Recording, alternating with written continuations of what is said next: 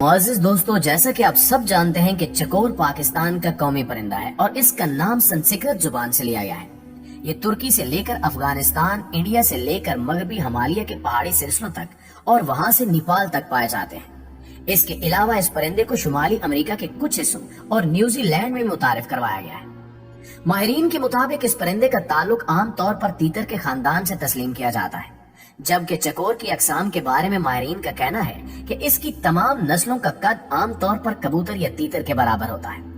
یہ بہت حساس پرندہ ہونے کے ناطے اپنے شکاری کو فوراً پہچانتے ہوئے اپنی جان بچانے کی کوشش کرتا ہے۔ حیران کن بات یہ ہے کہ جب شکاری حضرات اس کو پکڑنے کا ارادہ کرتے ہیں تو چکور اپنا سر مٹی میں چھپا دیتا ہے اور یہ پرندہ سمجھتا ہے کہ میں شکاری کی آنکھوں سے اوجھل ہو گیا ہوں۔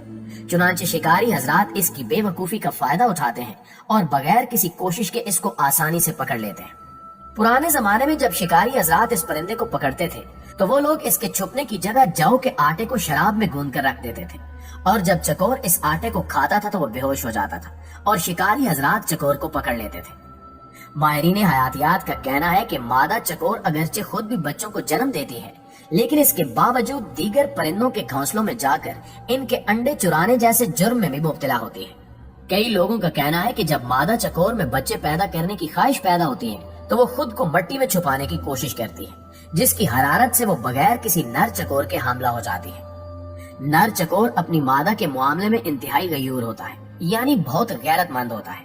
چنانچہ اگر دو نر اکٹھے ہو جائیں تو مادہ کے حصول کے لیے آپس میں جنگ کرتے ہیں۔ جب طاقتور کمزور کو مار دیتا ہے تو وہ مادہ کی طرف رجوع کرتا ہے۔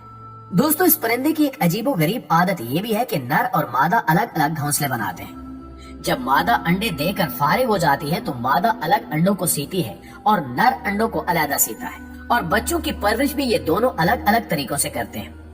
اس کے علاوہ کہتے ہیں کہ یہ پرندہ چاند سے بہت محبت کرتا ہے اور اڑ کر چاند کو دبوچنا یا حاصل کرنا چاہتا ہے، مگر ہمیشہ ناکام ہی رہتا ہے۔ اس پرندے کے بارے میں یہ بھی کہا جاتا ہے کہ بعض اوقات یہ چاند کو حاصل کرنے کی خواہش میں اتنا اڑتا ہے کہ اپنی جان سے ہاتھ دھو بیٹھتا ہے۔ اسے آگ کھانے والا پرندہ بھی کہا جاتا ہے، کیونکہ چکور آگ کی چنگاریوں کو چاند کی کرنیں سمجھ کر کھا جاتا ہے۔ اس وجہ سے اس کو پالنے والے لوگ اس کو آگ سے دور رکھتے ہیں۔ دوستو، جیسے مرغ اور چڑیا زیادہ جفتی کرنے کی طاقت رکھتے ہیں، ویسے ہی نر چکور بھی بہت زیادہ جفتی کرنے کا حریص ہوتا ہے۔ لہٰذا جب مادہ چکور انڈے دے دیتی ہے تو بعض اوقات نر چکور ان انڈوں کو توڑ دیتا ہے تاکہ اس کی مادہ ان انڈوں پر نہ بیٹھ سکے، کیونکہ نر چکور سمجھتا ہے کہ وہ جفتی سے محروم ہو جائے گا۔ مگر دلچسپ اور حیران کن بات یہ ہے کہ مادہ چکور بھی بہت چالاک ہوتی ہے۔ جب مادہ چکور کا انڈے دینے کا وقت قریب آ جاتا ہے تو وہ نر سے دور بھاگتی ہے اور خفیہ مکان تلاش کرتی ہے تاکہ وہ انڈوں کو بغیر کسی خوف کے سی سکے اور اپنے بچے پیدا کر سکے، ان کی پرورش کر سکے۔ اور جب مادہ چکور نر چکور سے انڈے دینے کے زمانے میں بھاگتی ہے تو نر چکور مادہ چکور کے پیچھے لگ جاتا ہے اور کسی بھی صورت میں مادہ چکور کا پیچھا نہیں چھوڑتا، اور آخر کار نوبت یہاں تک پہنچ جاتی ہے کہ نر اور مادہ کے درمیان ایک خوفناک جنگ شروع ہو جاتی ہے اور دونوں ایک دوسرے سے خوب لڑتے ہیں، ایک دوسرے کو خوب مارتے ہیں۔ جو جیت جاتا ہے پھر ہارنے والا اس کی اطاعت کرتا ہے اور لڑائی کے وقت دونوں خوب چیختے ہیں۔ چکور کی زندگی تقریباً 15 یا 20 سال تک ہوتی ہے۔ یہ پرندہ بہت چالاک ہوتا ہے اور انسانوں کو اپنے ہم مثل کی آواز سے دھوکہ دیتا ہے، اس لیے شکاری حضرات اس پرندے کو اپنے ساتھ رکھتے ہیں تاکہ اس کی آواز سن کر دوسرے پرندے جمع ہو جائیں اور وہ ان کو آسانی سے پکڑ سکیں۔ کہا جاتا ہے کہ ایک بار سلطان محمود غزنوی کے پاس ایک شخص ایک چکور لایا جس کا ایک پاؤں نہیں تھا۔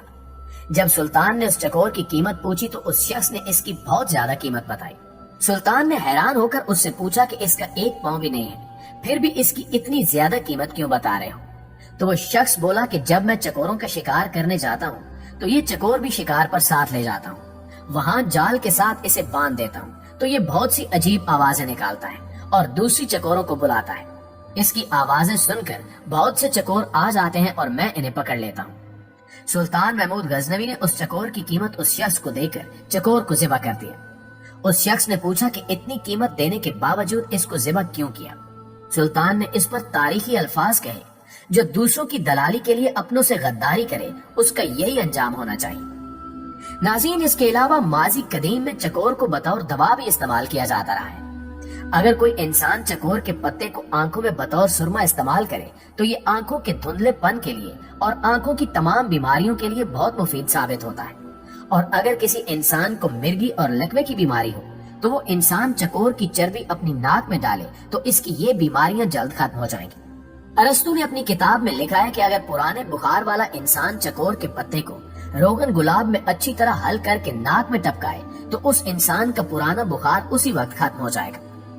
चकोर की कमर का रंग हल्का ब्राउन और छाती का रंग सुरमई होता है, जबकि दुम और गर्दन के दरमियानी हिस्से में दोनों तरफ काले और सफेद रंग की पट्टियां होती हैं। माथे और आंखों से होती हुई एक काली पट्टी होती है जो कि सर के निचले हिस्से से गले तक जाती है, जिसको देखकर ऐसा लगता है कि इसने हार पहना हुआ हो।